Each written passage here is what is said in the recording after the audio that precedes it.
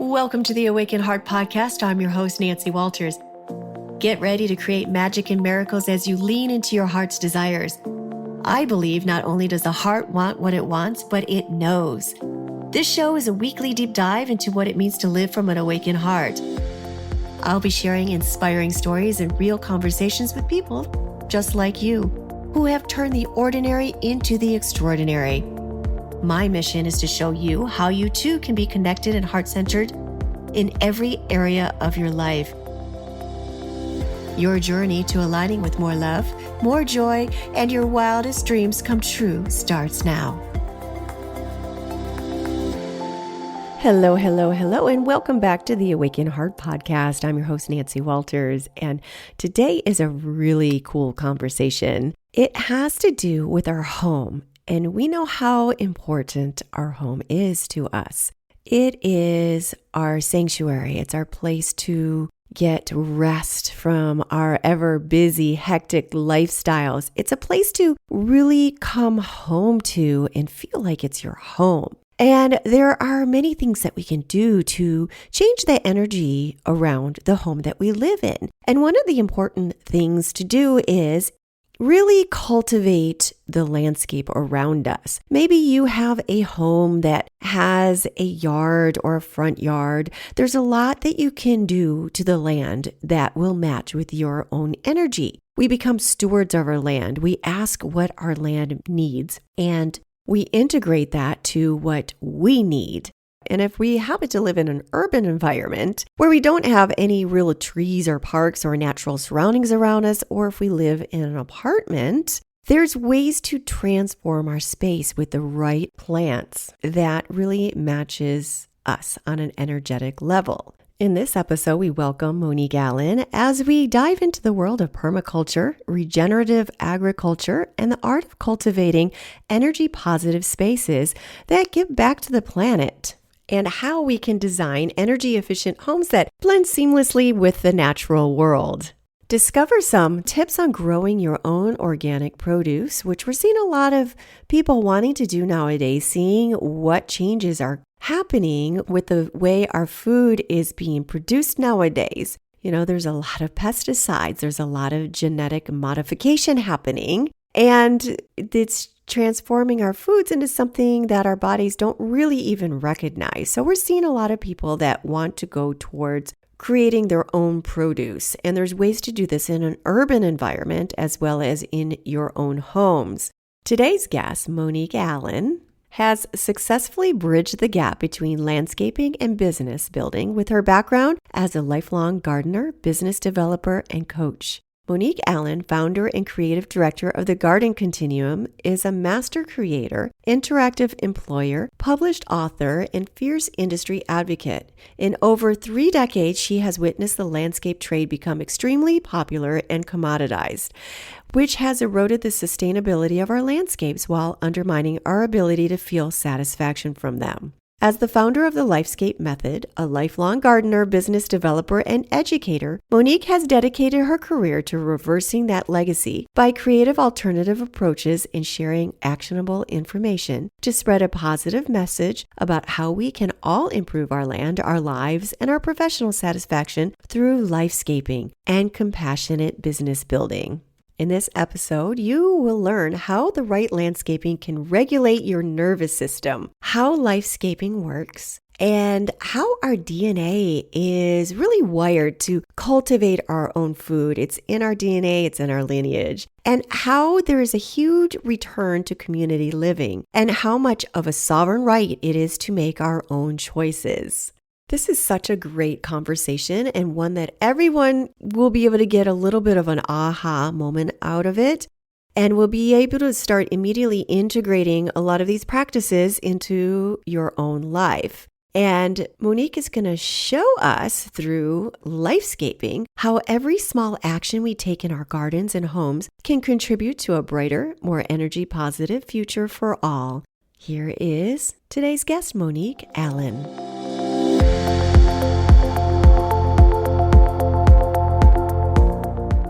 Hey, Monique, welcome to the Awaken Heart Podcast. Oh, thank you for having me, Nancy. I'm excited. I'm excited too. So, my listeners, we initially had this scheduled for a couple weeks ago. And what happened a couple weeks ago? Well, I was getting ready to be on the podcast where we were having a wicked storm and it was raining like crazy and the power went out. And so I had to go onto my iPad and get onto Wi-Fi and try to find Nancy and be like, I can't do this. She did. She did. She found me. So I had, and she actually came on. So I hadn't seen the email that you had sent. So I had Yeah. popped on. I was sitting here. You're like, oh my gosh, did you get my email? I'm like, yeah, no problem. Like, no, go take care of yourself. And then we reschedule, and here we are. It's always Here we a good are. time. And We you've made it. survived the storm. Yes. Yes. Yes.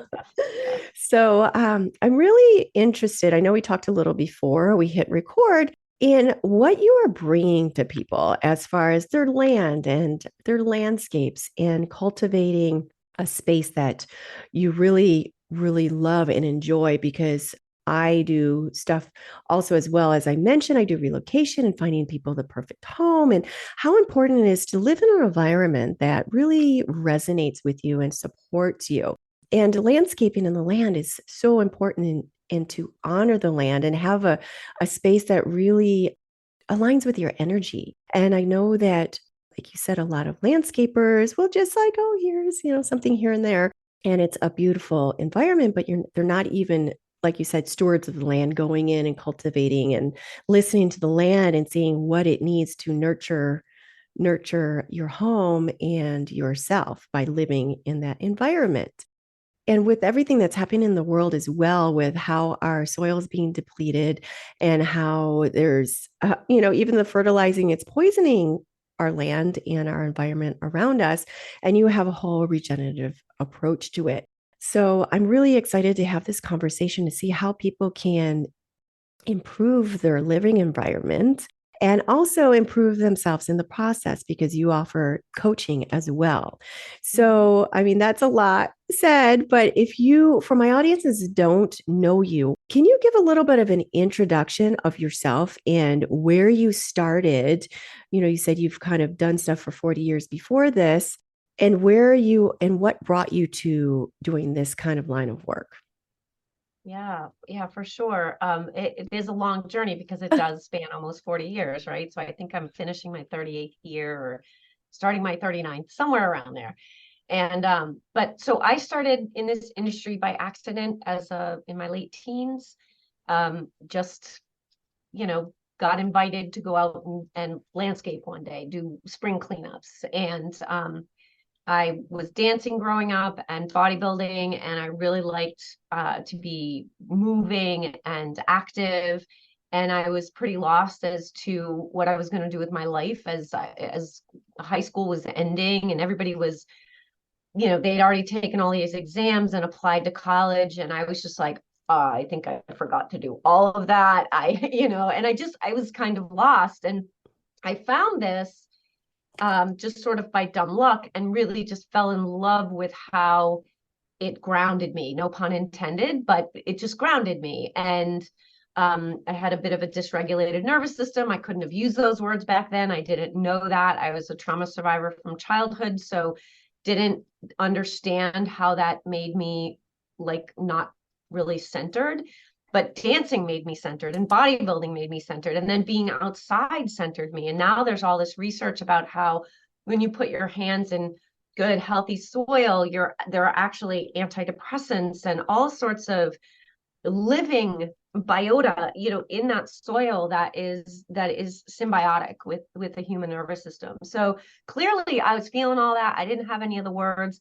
I didn't really know anything about the industry. I just kept putting one foot in front of the other. And as I got inspired or intrigued or excited about the next step, I just took it. I didn't really overthink it. And it wasn't until I did graduate college. I studied entrepreneurship at Northeastern University, landscaped my way through, and I and probably everybody else thought when I graduated I would get a real job, and I think I did too. I didn't know. Mm-hmm.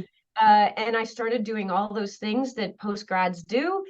And finally one day I just woke up. I'm like, I have a real job.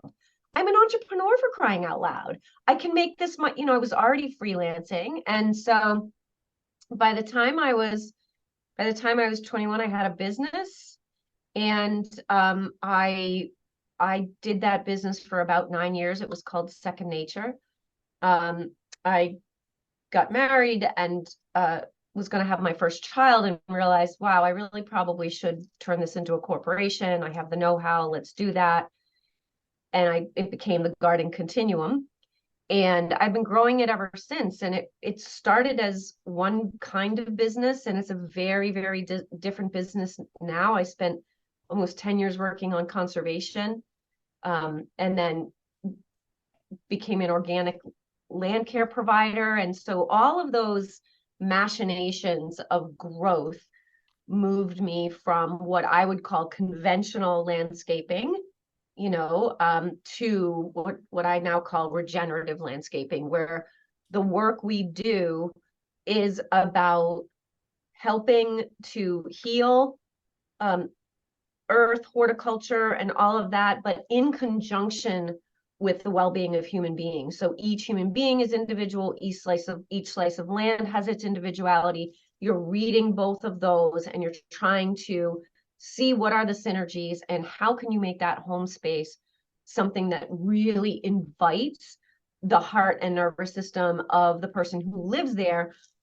to regulate down, right? To calm, just by virtue of stepping on the land, or actually even seeing it.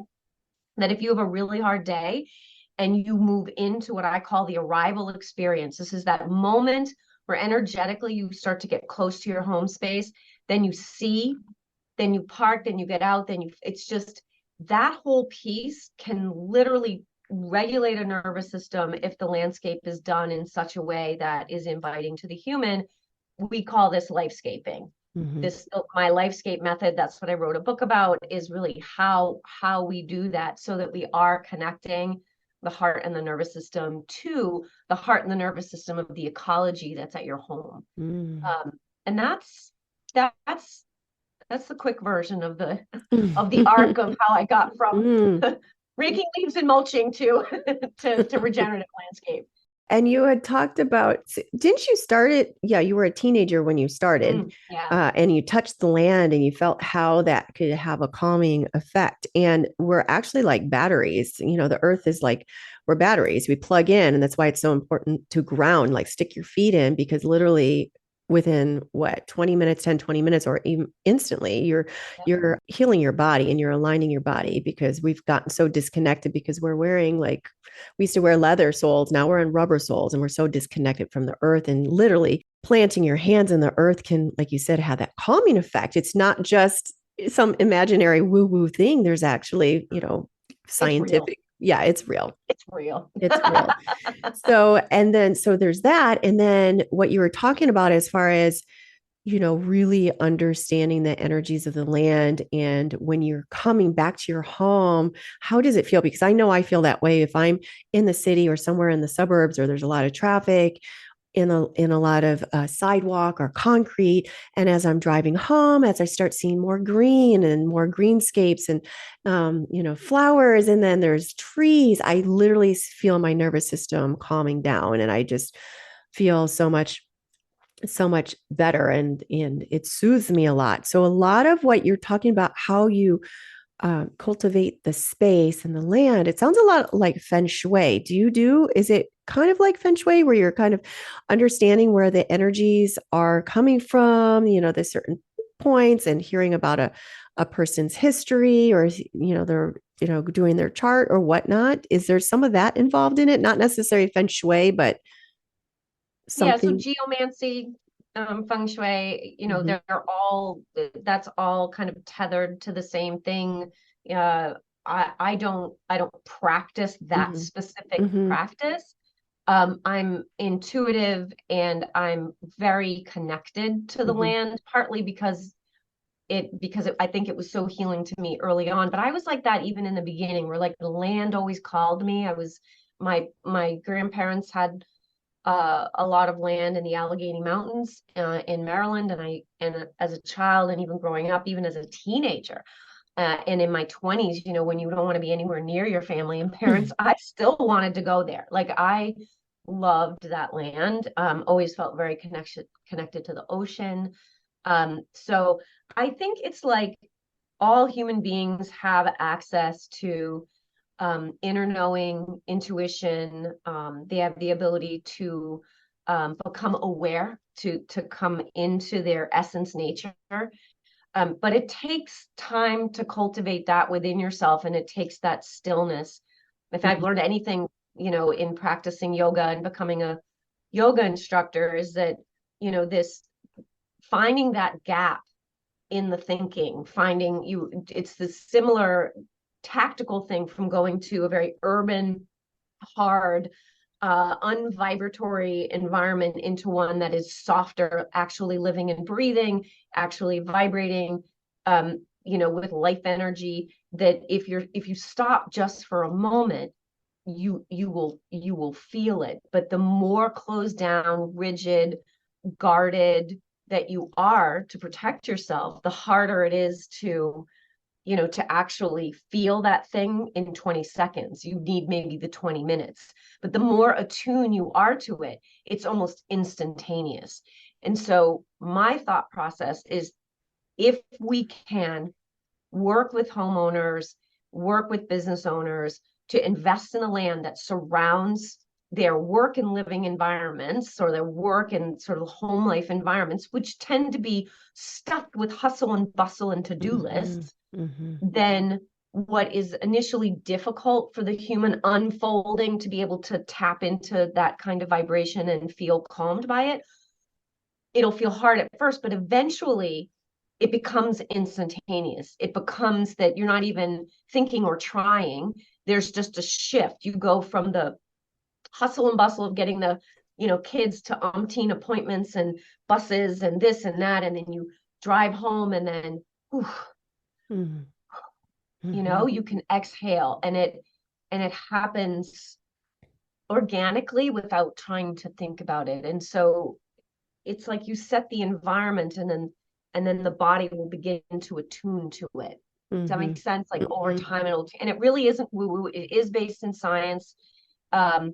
And it takes practice to be able to feel that. A big part of what I do when I'm designing is I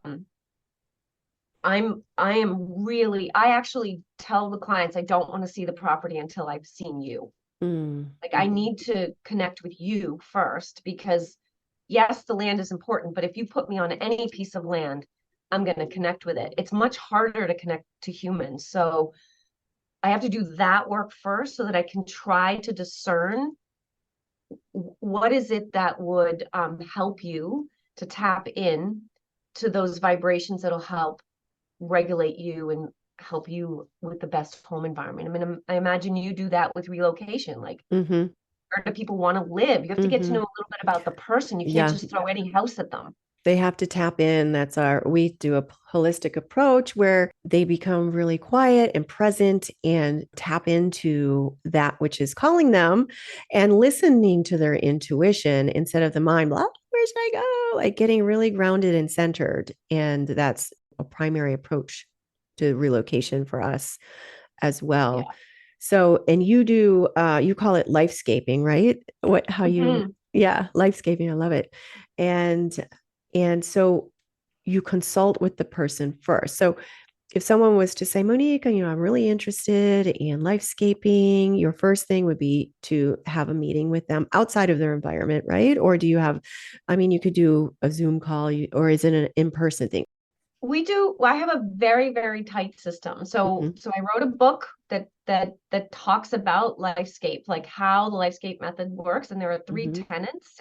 And it's very important for me to operationalize things so that they make sense. And to build a business and to be successful building a business, you can't be all woo-woo when you're in your head. You actually have to create standard operating procedures and figure out ways that you can teach this to other people. So I employed 25 people to help me do this, everything from office staff, design staff, implementation staff. So they have to know, they have to understand what a lifescape is. They have to know that a landscape is something you look at and a lifescape is something you live in. And then they have to know the three tenets that we are looking at organization, we're looking at health, and then we're looking at wow factor or vitality, that, like bling, pow, gorgeousness, all that stuff that's so yummy that we love as humans. But unfortunately, we love it so much, we lead with it. And you can't lead with that. You can't lead with pretty. It doesn't, I mean, it doesn't last. We've got to lead with organization and health. And so what I do is I have an initial intake call, and it's a phone call with the people where I'm really trying to understand how can they articulate their need, how do they articulate their want. That is a huge difficulty for people. Normally they're much better off articulating what they hate and they don't want. So you're trying to help them get from I don't want to, but what do you do? What do you want? And I think that's like what you're saying with your intake, is you're trying to draw out something that, intuition is something that a lot of people, they don't tap into, or they shove away when it comes. So that process is really to get that conversation started.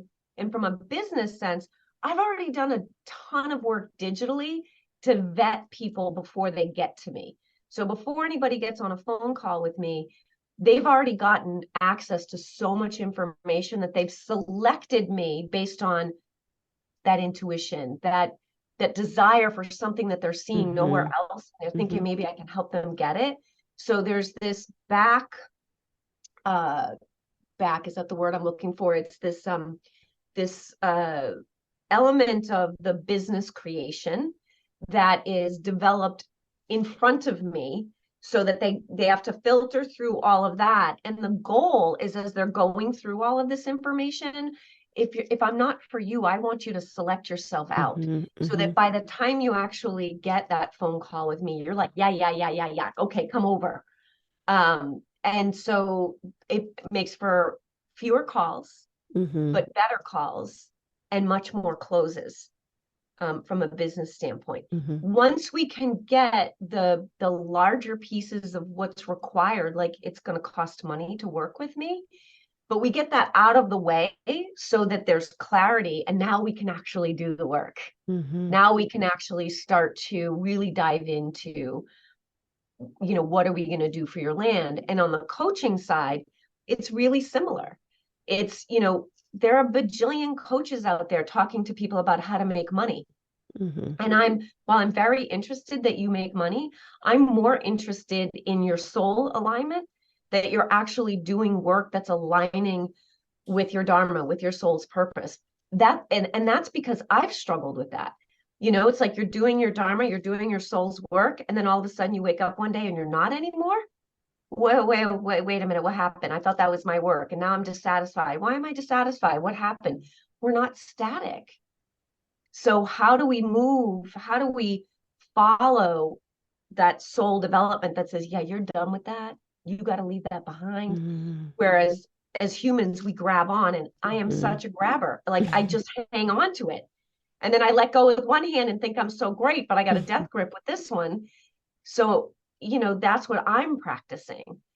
And I think that really just carries through, whether you're working on your land or on your business or on your marriage or your friendships. Like you can take that same lifescape idea as a thread through all of it. What a beautiful, all-encompassing program or concept. It's amazing because it's for your own life. It is lifescaping. You're lifescaping your whole life, and then your environment is a reflection of how you've been lifescaped inside. I think that's pretty amazing. And these people that are already coming to you, they're already seekers. They're already seeking something more. They're already seeking outside of the box. So pretty much whenever they start to look you up, they're already pretty much aligned with what you have to offer. So then they go through the extra screenings and then when they come to you, okay, I'm ready, and you get everything out of the way so the money is taken care of, and then they can just open up to you Yes. and the process begins. What are some stories of transformation? Can you give me one or two of the people that Yeah, you I have worked with? definitely can. I have so I had a client, and this has happened with men. A lot of times I am coming through uh the woman of the house, right? Mhm. So oftentimes that's where I'm coming through. And I have several stories where there's a longing, the woman has a longing for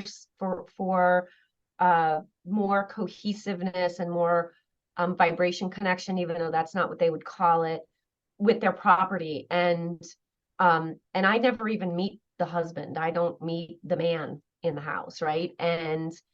Um and and I work with all iterations of couples. This is just kind of one transformation type of story that has repeated over decades.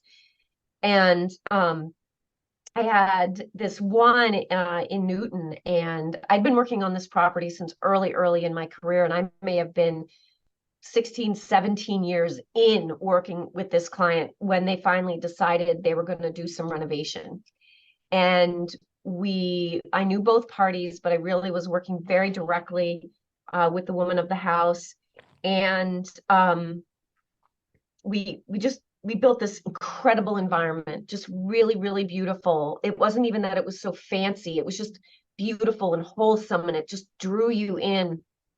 And she said to me one day, probably about 6 months after we had finished it, she emailed me and she said, I have to tell you a story. Normally, the way things work is we get to Friday and my husband can't pack his bags fast enough to go up to our lake house so that we're at our lake house all weekend.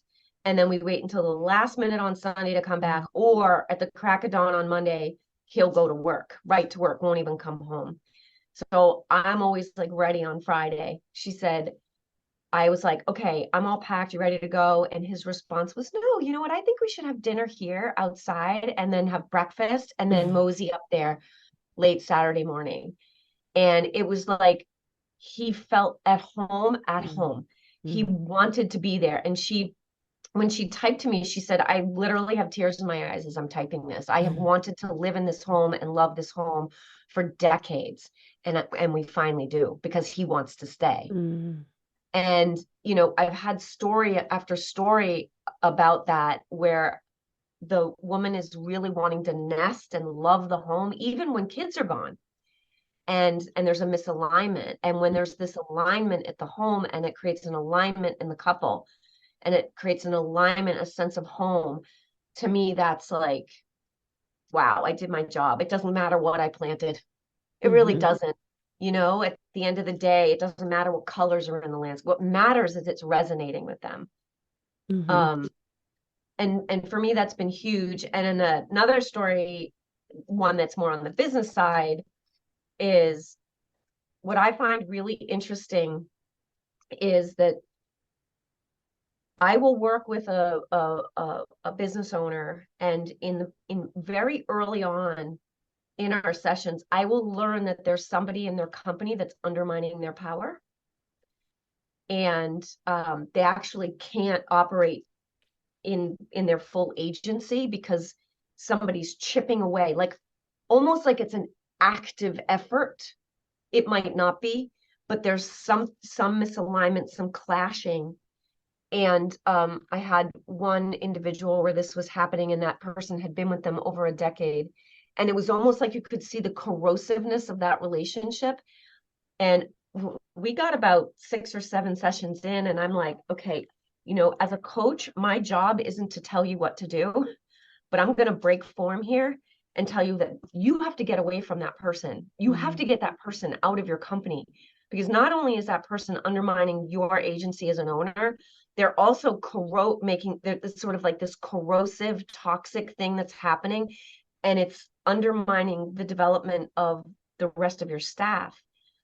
And I felt a little uncomfortable saying that, because it's, as a coach, you really don't tell people what to do. Mhm. But I felt like that person wasn't getting it, and I needed to just kind of say it. They ended up letting them go. And the transformation of that business was almost like when you have a thorn in your hand and it's like pussy and gross and you don't want to pull it because it hurts, but it doesn't get better. And then you finally pull it and all of a sudden it like within 3 days it's healed. Wow. It was just like that, Nancy. It just blew me Wow. away. And the people that were below this person, like opened up and they thrived and they started being useful and helpful.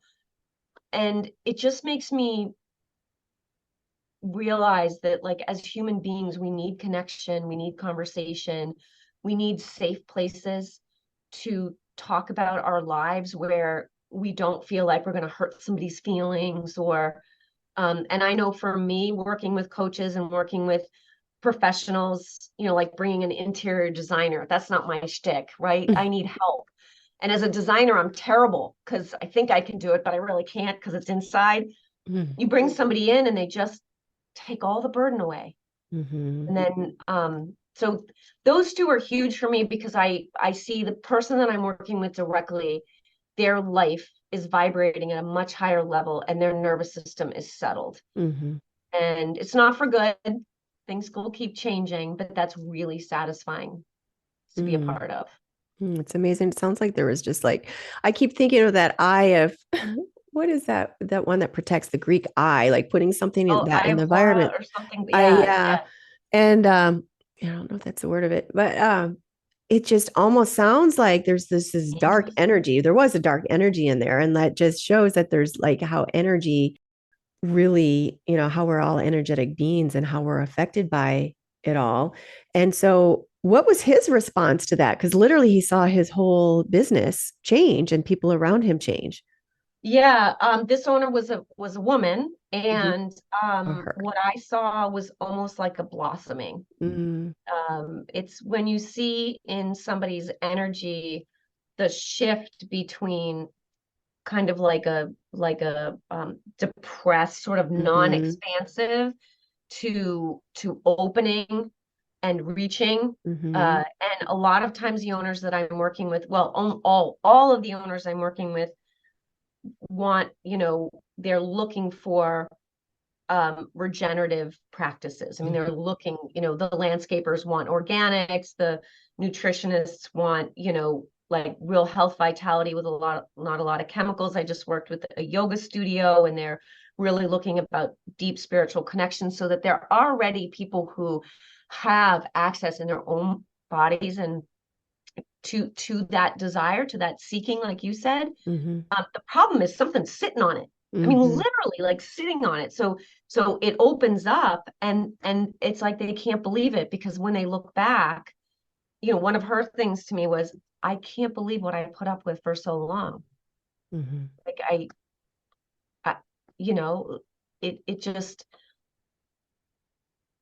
disbelief that they would stick in that for so long. And I've done it myself. I've done it myself in my business where I've like held on to an employee for a really long time because I feel somehow obligated and then realize the best thing I could do for myself, but also will end up being the best thing I can do for them mhm, is to create a really good path for release. One of the mhm, things we do in the company is we try to normalize the conversation around separation, that not all jobs, not all connections are forever. mhm, That, you know, you have connections that are for a reason, a season, or a lifetime.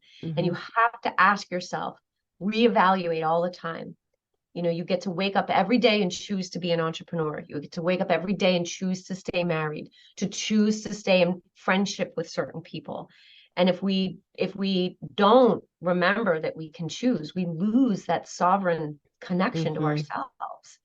But we all fall into the trap, me included. So I think it's just practice and being around people who are also behaving that way, Mhm. You trying said to get something better. really important right now because the world has been going through this in the last couple of years is choice. We all can choose. And we had something coming at us the last 3 years. We're like, oh, there's a one size fits all. This is for everybody, not all our bodies are different. We all respond differently. Here's a one size fits all. It was being pushed at it. And people that were wanting to choose were like demonized. And literally, there was an attack going after them, like a propaganda attack. Like, literally, the people that survived that, like, give them like gold stars. But we do have the freedom to choose. We don't have to be stuck in our life doing things that we don't enjoy, that don't resonate us. We are sovereign beings, and there's more coming at us. We need to know that we can choose to live these vibrant lives and not to have to follow the norm, because the norm is really keeping us down and keeping us burdened. So the freedom to choose, and a lot of people are choosing right now to grow their own food, because a lot of things are happening to the food environment, our vegetables, our meat. They're trying to go to lab grown meat and all this other stuff. And so you do a lot of regenerative. And so as more people are looking to grow their own gardens, what do you suggest to them? Because there are a lot of people that are like, they have a little plot of land, maybe they're growing a small garden. I know someone else that is raising their own goats and their chickens and every food, because then you have control over what you're going to be putting into your bodies and what kind of chemicals are going into your food. It's so important to have food that is free of all these pesticides and all these GMO'd and all these modifications. Our bodies aren't recognizing it as real food. So you do a lot, I'm sure, with people that are looking to grow their own gardens. Can you talk a little bit about that, about growing your Yeah, own for sure. gardens and your own food and how necessary? I mean, we have farmers markets. I'm spending a little more to go to the farmers market, but I know that they're really cultivating their own land and putting their love and care into it and not poisoning the food that I'm putting into my body to nourish myself. Yeah. On my, I write two blogs, one on the Garden Continuum and one on the Lifescape Coach. And on the Garden Continuum, if you just search, there's a lot of stuff on growing food. And I catalog the development of my vegetable garden. So I'm a real believer in CSAs, community, what is it? Community, gosh, I'm not going to remember what it stands for. But it's CSAs are farming associations where you can buy like a crop share, Mm-hmm. and you can go and collect your crop share every week and you support the farm, and that's really, really great. And then, like you said, farmers markets are awesome because not all people can grow all things. Like, it might be super easy for you to grow tomatoes, but you can't grow corn and you can't grow squash because you don't have the space for it. I personally really love raised box beds, partly because I have a lot of injury and kind of degradation in my spine. And so bending over a garden all the time can be a little hard. Plus, I have deer and rabbits and everybody who wants to Mm-hmm. ravage my garden, and I don't want to fence and electrify everything. So I have boxes that are 25 inches up, made of white cedar, and I have 8 of them. It's really a big, kind of like a potager garden. It has a patio. I'm a firm believer in like living with your vegetables, like hanging out there, reading a book and popping some tomatoes in your mouth. Like, it's just really great. So we've encouraged a lot of our clients to do that. Just start with one box. One box becomes 2, maybe becomes 3 or 4 or 5, and they become more involved in it. I think that like this year is I'm doing a big sweet potato crop because sweet potatoes have been hard to find. So I've been growing those. And then sharing with people. So if you can't tend it all by yourself, maybe you have a garden because you've got the space, but you have 2 or 3 friends that do it with you, which can be a really nice way to be social. I have a colleague who doesn't have the space for bees, but her best friend has the bees, and they do them together and they do the harvesting. And she always gives me a little jar of honey. It's just awesome. So I think that with all of the homesteading, the truth is to really homestead is a lot of work, and most people need to go to a job. So if you can, like, I would love to raise chickens. My husband raised chickens when he was a kid and sold eggs. But like, I'm not home enough. I'm working, so it's not reasonable. But I have an employee who raises chickens, and and then we'll bring the eggs in and sell the eggs to everybody. So I think that community aspect of, I'm growing the tomatoes, you're growing the zucchini, you're doing the potatoes, and sharing is phenomenal.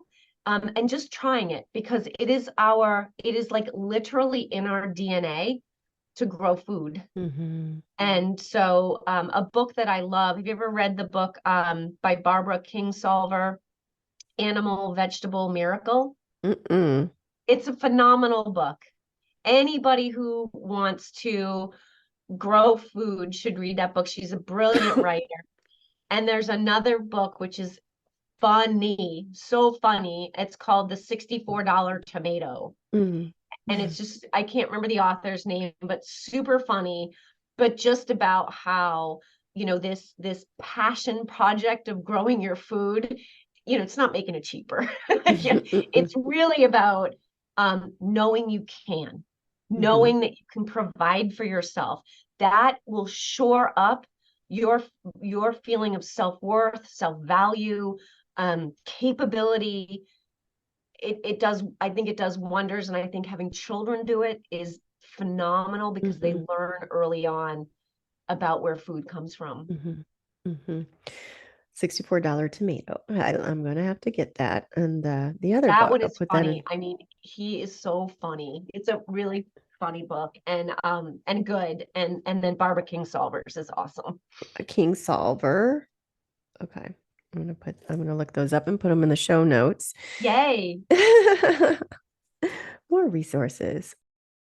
Yeah. So for community, you said another really important thing because we've seen a lot of us getting away from community living and a lot more people because of the last couple of years we're seeing how important community is, how many times we go outside, we don't know who our neighbor is around here, and a lot of people are joining communities or buying land around each other where somebody will grow their chickens or raise their chickens, another person's going to have their raw milk, another person is going to have the honey and the honeybees, and then there's kind of like a trade and barter system with a lot of it all, because if cash goes away, that's what you're going to do. That's what we did way Right. back in the day as well. So, and then, supporting the local farmers market, it's become so hard for them to really, with all the regulations and stuff, to be able to grow their own food. So it's really important to support them also.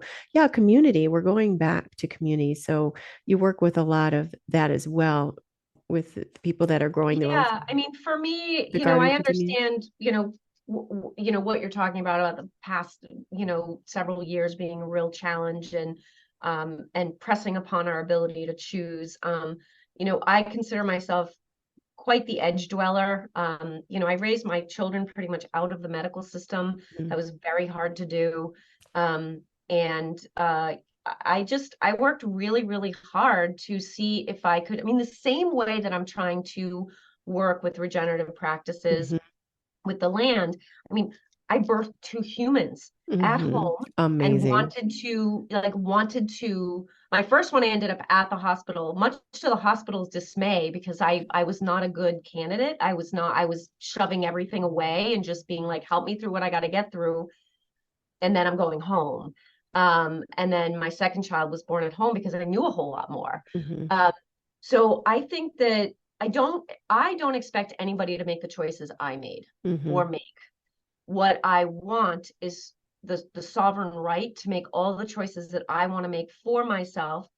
And I want to be trusted to do the intellectual and academic work that I need to weigh all my options, so that informed consent idea through the medical system is a lot of lip service. When I ask for information, I don't get it, or when I bring information, it's not Mm-hmm. listened to. So Mm-hmm. I think across the board, whether you're growing your own food, or raising your children in a certain way, or making certain purchasing decisions or medical decisions, I think that the goal is, yes, find your community, and really work on acceptance. And I Mm-hmm. think that's very hard to do, because if I want to be accepted, I also have to accept the dissenting view, Mm-hmm. right? I have to say that's okay too. And I think when it comes to things like, let's talk about raw milk, like for me, Mm-hmm. that was critical. It was the only milk my Mm-hmm. children were going to get. I needed my kids to pet the cows that the milk came from. That was important to me. And it's very easy to get vilified for that choice, but you have to be able to stand strong enough and find your community that's Mm-hmm. going to help you not erode away from that choice because of fear. Mm-hmm. And so I think our job as human beings, no matter what we're doing, is to find and cultivate our community, because if you don't cultivate a community, it doesn't stay. I mean, you have to put in the work. And then we tend and cultivate our land. And then we pay attention and open to awareness in our work lives. And the goal ultimately being that you are lifescaping, right? You're continually, oh, I can't say that, continuously looking at what is the organization and structure in my life that I can depend on and work to shore up as I need to. What is the health? What is the picture of health in all of the segments of my life, and what needs attention? And then how do I have a little bit of pop, a little bit of wow, a little bit of fun, a little bit of inspiration that keeps me going? Mm-hmm. And I think walking away from that saying it's going to go up and down. It's not like a destination that you're going to get to and stay at. It's the work you're doing day in and day out to Mm-hmm. make those choices. And if you're doing that in a community of people that are doing that, oof, it's way Mm-hmm. easier. It's way easier. Mm-hmm. Because we're always evolving, nothing's static. I have a friend that moved to India, and she was over there throughout the whole pandemic. She was yoga. She met her partner out there, and then she decided to move out there. She's going to have her baby and raise her baby out there.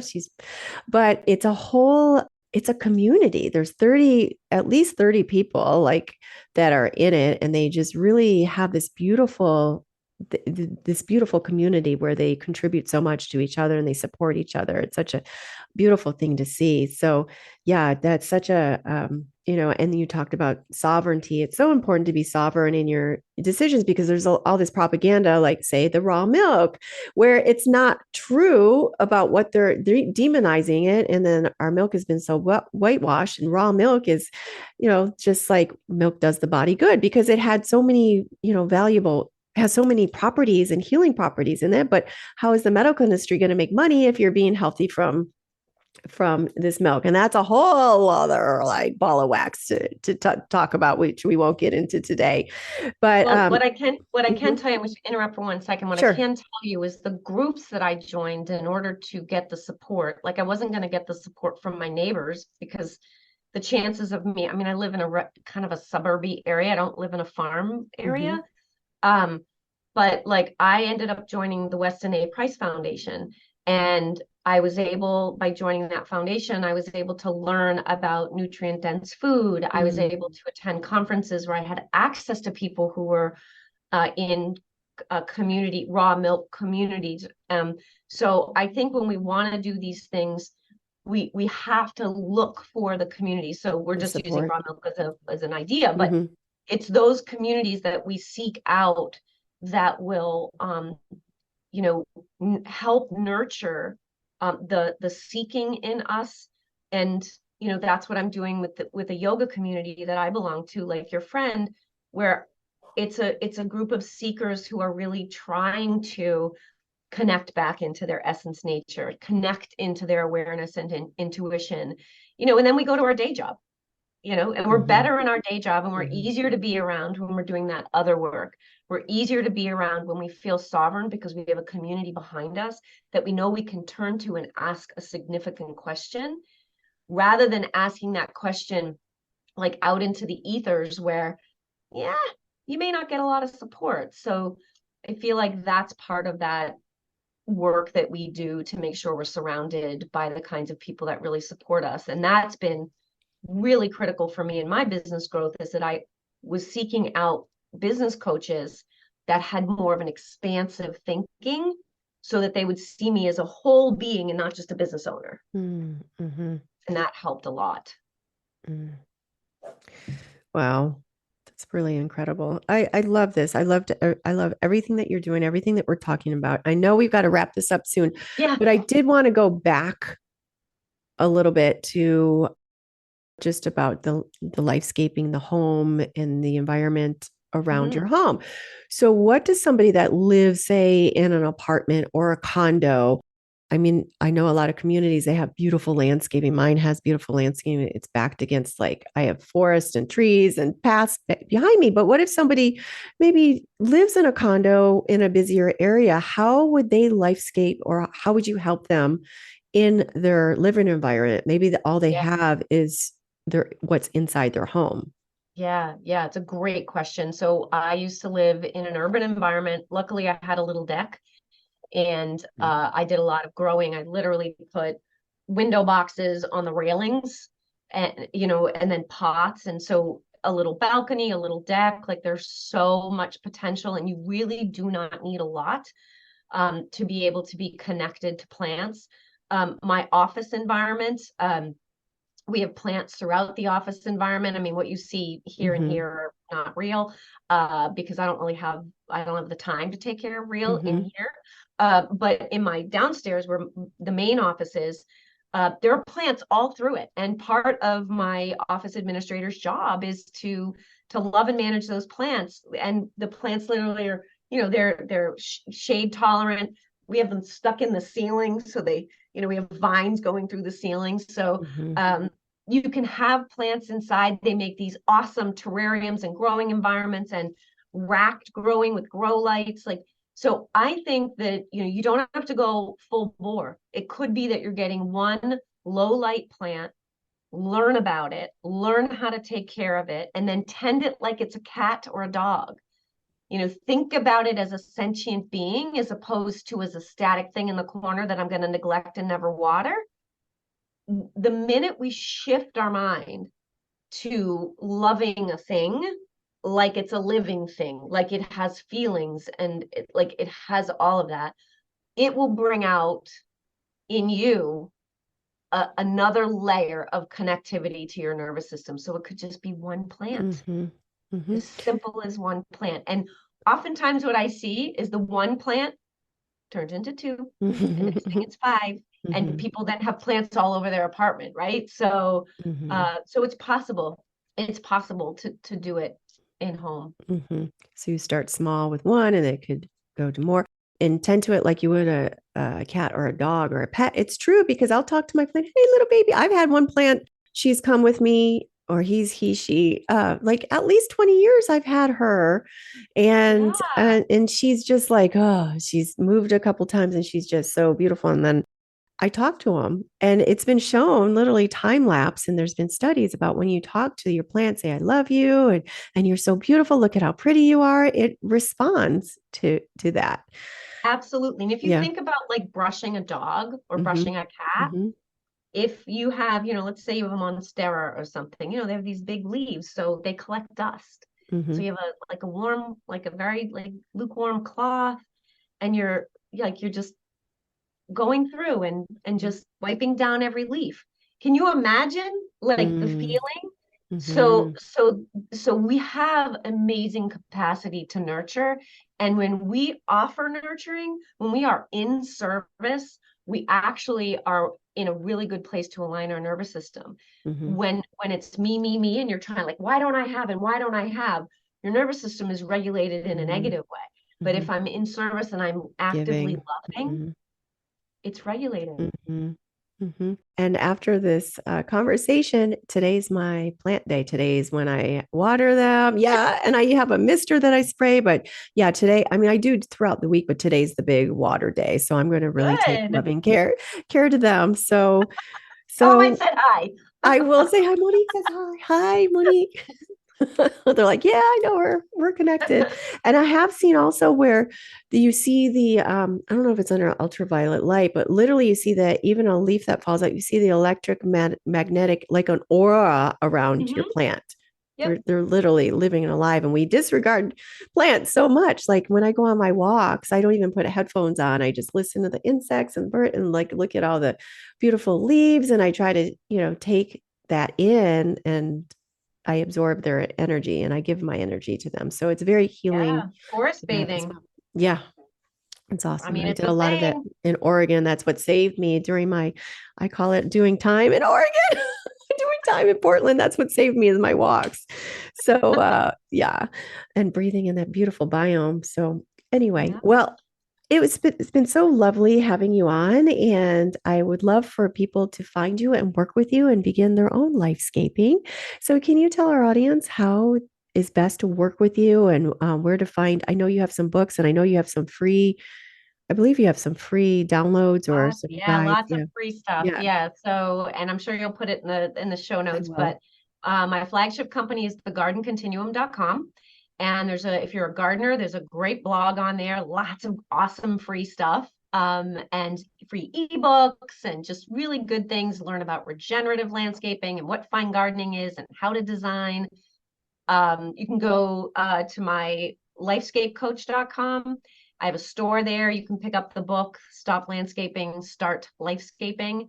And my happy place is Instagram at monique.com. Hmm. No, what is it? At monique.allen, I think is the Instagram. So I'm gonna have yeah. to. I think I have you on my Instagram. I'm gonna make sure to put you on Yeah, my we'll make Instagram. sure we're connected. Okay, well, wonderful. Everybody, you need to find Monique. And I know a lot of real estate. I used to work in the real estate industry, and especially in California, multi-million dollar homes like it with estates. And then even where I live now in Rochester, such beautiful homes. I can think of so many people that could use this and wouldn't mind, connecting with you and really lifescaping their own environment. So I'm going to make sure to get the word out. So one more question before you leave. I always ask all my audience, you might know what this is if you've listened to my podcast. What does it mean for you to live with an awakened heart? What it means for me is loving myself, loving the incarnation of me enough to do the work, to walk through sort of the harder, stickier things, knowing that I'm an evolution. I am an Mm, evolution. And the only way that I can tap into that is to have an awakened heart. Because when mm, it's hard and it hurts, we tend to want to close our heart down. So thinking a little less and learning to feel, that's really been my focus in these past, I would say maybe 5 years. mm, It really, really has been feel into it, just feel into it. And you got to have an awakened heart for that. And it just mhm, means everything to me because I think when your heart is awake, it's like having better taste buds. It's like you taste everything a little bit better. mm, If you're going at it with an awakened heart. beautiful. And as you're saying that, I had another spin that I'd like to ask you. Mm. What does it mean for somebody to live an awakened heart in regards to their land? I think it's about resonance. I think Hmm. it's about deep, deep reverence. It's about walking with the land in a reverent way, Mm, understanding that nature, ecology, it's grand. It was way before us and it will be way after us. And we are just a little teeny blip. mm, And when we can be awakened, when we can be with an awakened heart with nature, mm, it's like it's like literally charging, just charging. And that requires reverence. mhm, And when you're reverent, you would never do some of the things that you see done to land. mhm, You couldn't. You couldn't. So I think when your heart is awakened to nature, it's a gift to nature, but it's a gift to you. mhm. It's a reverence and a sacredness, and it's beautiful. I felt that really hit home. I felt that in my heart. And then the awakenedness. It's Yeah. beautiful. Yeah, honoring and respecting and working symbiotically with the land. It's beautiful. Well, Monique, thank you so much for coming on the Awaken Heart podcast. It was so Thank wonderful. you. I love Yeah, this it was great. conversation. Okay, have Thank a you. wonderful rest of your day. You Oops, too. thanks. Thank you for listening to this week's episode of the Awaken Heart podcast. If you've enjoyed what you've heard today, share it with a friend. And if you haven't already, head on over to your favorite podcast app to subscribe, rate, and review. If you have any comments, questions, or feedback, you can reach me at theawakenheartpodcast.com.